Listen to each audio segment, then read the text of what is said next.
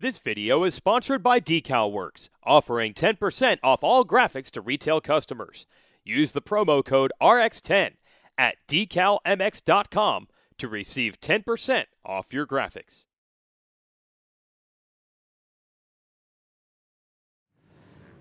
Hey guys and gals, welcome to RacerXOnline.com, another garage build, but this one is very, very special.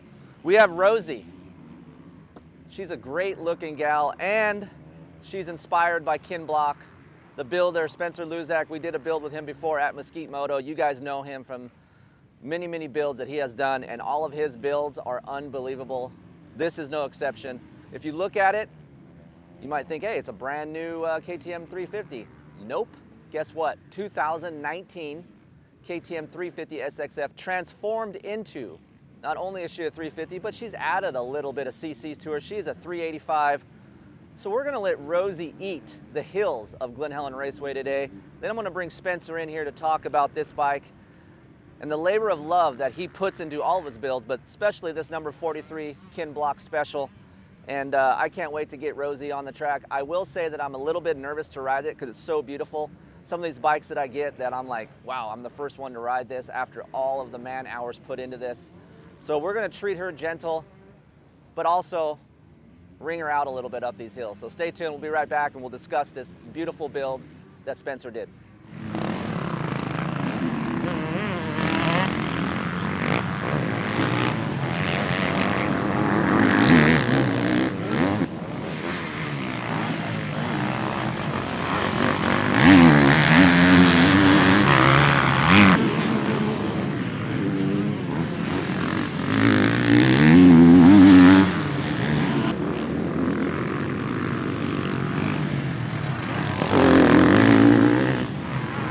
All right, guys, we just finished up with Rosie here at Glen Helen Raceway.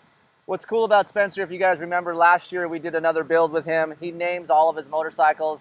He's a big fan of music. I'm the same way, so we connect on that level, which is pretty cool. So I hopped on Rosie today. Like I said, I was a little bit timid to ride her because really, really good looking bike, and I know how much work was involved in it because we've talked over a few months, and it's a long process to get some of these bike builds done, but I know how much work Spencer puts into these bikes. Especially this one. It's a Ken Block Special. So Spencer, I'm gonna let you handle it. Give us a little bit of backstory about the motorcycle. It's a 2019 KTM 350 SXF with a 385cc kit. I'll discuss that in a minute, but give us the backstory and what is involved in this whole machine right here. Absolutely. Thanks again, Chris, for getting me down here. I really appreciate everyone that's played a part over the last year, because it's taken almost a year just to put this together. Yeah. The short and skinny of it, I knew the new models were coming out. No one would have parts for them. It'd be tough to do a full build. So I took the hit for a reduced price. I bought a used bike, which the outgoing KTM is not a bad bike. No, it's a great bike. Right, and for what I do and how I ride, it's more compliant, yes, better for outdoors. I'm not pushing it, so I need something that's more forgiving. So I took that as a base, took the price reduction, and then said whatever I don't spend on a full price bike, I'll put that in the motor. Right? So that was the initial thought. And then shortly after I started stripping it down and doing all of that, a family friend, and most people know Ken Block, passed away unfortunately. So I thought, I don't have a set theme for this. I'm not doing a tribute to some ex-pro. Why don't I do something different that's up my alley, up Ken Block's alley, and a lot of other people, and take something super fun, a little bit old, just like Ken Block would. He'd take an old car and make an absolute monster out of it. Yep. So I thought, why the hell not? And that was the base, and I just let my mind go from there, and a host of other sponsors came together, and this is our little tribute to Ken Block and his legacy of pushing the limits, doing what he loves, putting passion behind everything, and just making something absolutely rad.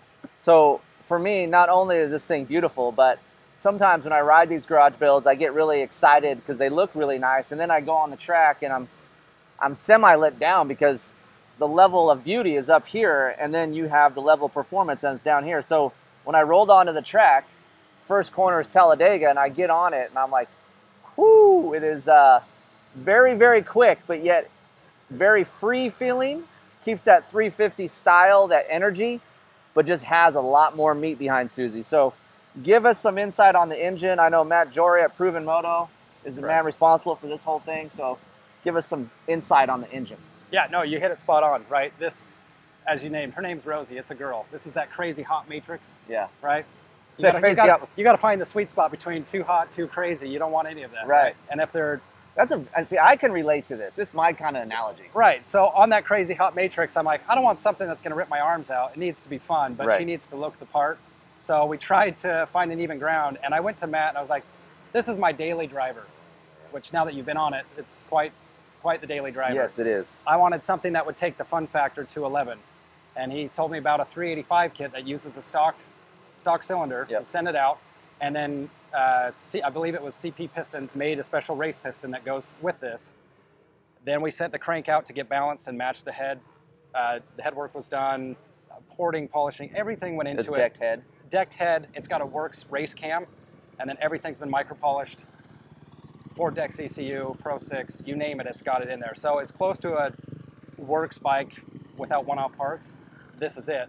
And he told me it's still going to rev to 14 grand, but we're going to up your torque, up your horsepower, and we're just going to bring everything up with it. But it's going to have that free feel like a 350, so you're not fighting the bike, but it's going to give you oomph. So if you ever get to a point where a 450 is barking at your back door, just give it right back. Yeah. Right? And it's not beating you up in the process. And so that was kind of the whole goal. And Matt then took it, massaged it. I just said, you do what you do. I don't even want to know. You just pull out your little tricks and bells and whistles and then put it together. And so with a combination of a lot of different parts and a lot of companies, anyone could go out and build this. You could call Matt and he's like, yeah, I can get you set up. We can do the Spencer, dyno. Rosie Spec. Yeah. Let's call it the Rosie Spec. Yeah, there you go. Right? So just for me from riding, I've been riding my 350 a lot. I just raced it last weekend. My 350 is a 2024 KTM 350 SXF with just a Vortex ECU and a muffler and some fuel. And then I get on this 3-4 days later, and I'm like, wow, I could have used some of this power up these hills on Sunday. And Spencer's right. It still gives that free, natured feel. It has that light side-to-side feel that the 350 offers versus the 450. But what you're getting, just like you said, it just leveled up, maybe 2 Yes. or 3. Somewhere in there. You roll out of the bottom of Showy Mountain after Talladega, and you go up the hill. I'm allowed to run third gear. Rosie lets me run third gear on her. Like on my other bike, I have to be in second, shift to third, maybe 100 feet out of the corner, and that could disrupt the charge up the hill. Well, Rosie doesn't care. She likes third gear. She can lug it, and you can just roll out of that corner and be lazy. As vet guys, I'm in my 40s. I like to be lazy. I like to, work smarter, not harder. She allows that to happen. So for me, it's a really impressive machine. I've never ridden as big of a bore on a 350. So this is my first time at 385, and I thought I was going to be like, it's going to be a little bit heavy feeling. I'm going to get more crank mass feel. I don't get any of that. I just get more excitement, more meat, and more torque. It's exactly what I want and exactly what you guys want out there for a vet rider. So for me, impressive job. Yes. Is it fun? Is it usable? I didn't want to have my own bike where I couldn't push the limits, and I didn't want to be beat up. But again, it's a gamble. It's something new, which is exactly what Ken would do with a car. Correct. And we can go back, we can massage it, we can do other things, but for a first run, That's a hell of a first run. I'd say it's pretty stout. Yeah. Chassis, let's talk about the suspension. Very unique. A lot of different companies involved. Look, you can have a fast engine in a garage build, but if it doesn't handle it, what's the point, right? So give us the rundown on what you decided here. Yeah, absolutely. And 2 things, takeaway from today. This was kind of a little bit of a revamp from the last 350 we did. Same forks, same rear shock by MX Tech. This is their Blackjack 49 mil, full factory fork, if you like. And the National shock is what's sitting in the back. Also full billet, full adjustability. So it's got what you need to dial things in. The first test we did on the other bike, I think was initially a little soft. Yes, correct. And so we went back, and obviously we're setting up for weight. I think it might be a little on the stiffer side for today. Glen Helen is definitely a rough, choppy, fast, yes. This is an outdoor track, which is why we brought it here.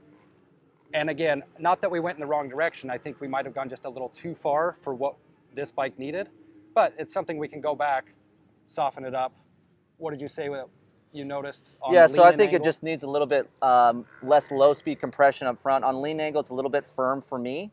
But what I do notice, or what this suspension gives me versus stock, is straight line stability. I get a ton of that. I just need a little bit more tire contact patch on my lean. And as you guys know, here at Glen Helen, you're constantly carving and leaning and going across bumps. So you need a little bit more compliancy, and I think we could pick that up. We're going to mess with clickers today. He's here. He drove all the way from Utah, so why not play around? But for me, I just get a lot of dampening and consistency with this setup versus stock. That sounds about right. Obviously, you're testing day in and day out, so you have a better read compared to stock and other brands. I definitely think this will fit the bill.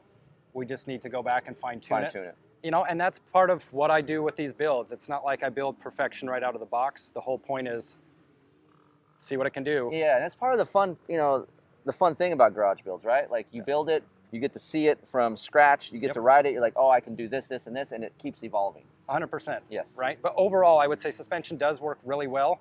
There's just a few areas that needs some adjustment. And then adding clamps. These are Luxon's Gen 2 clamps. They just released the Gen 3. I've not had a chance to try them. But again, it does add a little bit more compliance to it, which the frame compared to the new chassis already has more flex.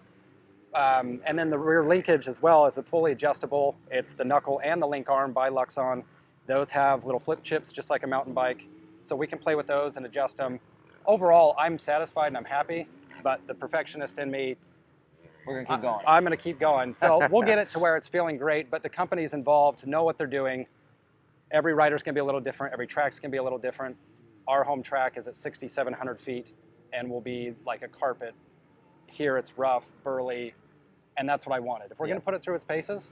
If it works good here, you'll have no problems anywhere. I can guarantee that. Correct. So a lot of other companies involved to make this thing what it is. Obviously, a special build with number 43 on it. So give us the trinkets around here. I know we got hubs, we got pegs, we got a lot of different aspects to this motorcycle. Yeah, a little bit different than maybe a vet build where you might just open a KTM Power Parts magazine and throw the kitchen sink at it. I'm very selective, just like my women. That's right. I'm a choosy guy. Yes. Right? And that comes from trial and error as well. Yes, sir. You'll notice there's not a lot of bling as far as color. The real color comes from the red number plates in honor of Ken and a few of the other little accents like the full Akrapovic exhaust. You'll notice there's Akrapovic everything, including the Works titanium stand. Yes, it took 3 months to get out of Italy because of customs, but it was for the build, so we did it. The rest of the parts out of Italy, Kite gave me some one-off items from the master cylinder covers and little tidbits, but I got to do custom anodizing and raw colors. So these hubs, they look stock. They are full Works Kite hubs. This is a wheel set by Dubya running DID STX rims. The brakes are actually off some of the factory bikes, so different than the Power Parts magazine. The front is an oversized brake caliper and rotor with massive cooling fins on it. The master cylinders, the clutch, the front brake, and the rear brake are all factory master cylinders. One has different coatings, but pretty much there. These are ASV factory levers, so these are billet. They're not breakaway, but I left them without the coloring on there. Yeah, it looks great. To just look like stock, but these are factory as well. You have a billet throttle housing. This is a ZRT zero resistance throttle. And a little bit of trickery from our mechanics. We actually cut the sheathing. Sorry if anyone's mad, I gave that trick away. If you cut the extra sheathing that goes over your throttle cables, it will give you a little bit more of a buttery smooth feel. That combination with the ZRT is really amazing. I noticed that right away. Yeah, it's gorgeous. So those are some of the little tidbits and kind of bigger ones. What you may notice, and if no one did by now, I'm going to point it out. This is a KTM. Right. You can see from the factory clutch cover and full Hinson clutch. This is actually a gas tank. I just said gas 3 times. I didn't pass gas, I said gas. Yes. There you go. With gas shrouds and factory oversized radiators with a fan, cooling fan, and some different hoses and clamps. So the reason I went with that is if anyone's used to this model, the shrouds go out and down, which if you're going into a rut and your leg's up, you can hook your boot really easily on the outside of the shroud. The gas shroud actually bends in like the newer KTMs, and with this added little fin we have on there, you will not hook a boot, and it funnels the air back into the radiators for more cooling. So this gas tank actually fits on the KTM frame, it blends right with the plastic. I think it gives a cleaner look. It's more aggressive, but for functionality, the shrouds mold just like the newer bikes, so I'm kind of getting... It's funny because I like the Husqvarna and gas shrouds more than the KTM. KTM has a sharper line to it, and for me, these are a little bit less sharp, and for me, it has a cleaner look, just like what you said. Yeah, so again, something a little different, but I thought, why not? And that's kind of the bulk of it. From the breakdown, you can see that this bike is fully run out with Racetech titanium. It's got Raptor titanium foot pegs. Akrapovic titanium. Akrapovic, yeah, like the list goes on and on. And usually, so this, we talk about this being a little bit stiff. Usually when you have a lot of titanium on a bike, it gets really rigid. I don't have that feeling. Not as much. Yeah. And I'm wondering if that comes from some of the other traits like the forks with a little bit more flex. The older frame has a little bit more flex to it than the new chassis. And again, we're still playing with that, but that's the beauty of it. In the front, it's kind of tough to notice. Behind the front head tube, we did weld the bung on there, so there is a full factory setup steering damper behind the head tube. All right, just like you said, anchor tape makes really cool vented front number plates. Also actually make nice grip tape for the sides. Of course, Throttle Syndicate wrapped this whole motif up to make a kin block replica, which is really nice, and they even offer seat covers, and what a build. Yeah, can't thank everyone enough. Chris obviously get me down here. Late drive, but we made it work. Yeah, unbelievable. So I really appreciate you coming out and doing this, and it's a special, it's near and dear to my heart, not only because of Spencer, but because Ken Block as well. So thank you very much. Absolutely. This has been the RacerXOnline.com garage build, and man, I can't wait to go back out and ride this thing. So we're going to go do that, and if you guys want to subscribe, 12 issues.